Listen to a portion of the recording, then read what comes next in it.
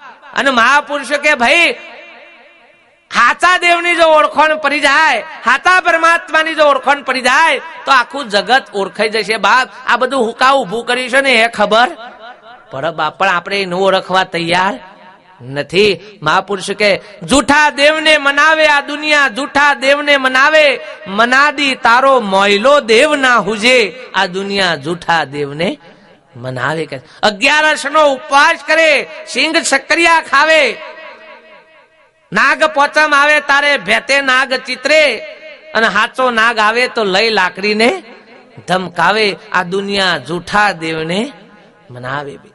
તમે જુઓ નાગ પોચમ ના દાડા બધો વાટકીમાં દૂધ પીલ્યો કરે છે, પણ એ હાચુકલા નાગ ને પાવા પીલ્યો કરે છે કે ચિત્રેલા ને.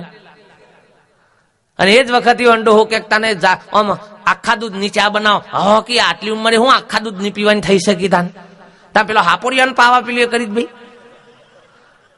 અને સંતો કે છે કે ધર્મ ધન ના વાપરે, મર્યા પછી ભો રંગ. જો ધર્મ ધન નહીં વાપરો તો મર્યા પછી ભો રંગ જ થવાના. અને આ હાપ તમે હાપ થવાના નહીં, પણ તમારા છોકરાએ નક્કી કરવાના કે મારા ડોહો થયા છે.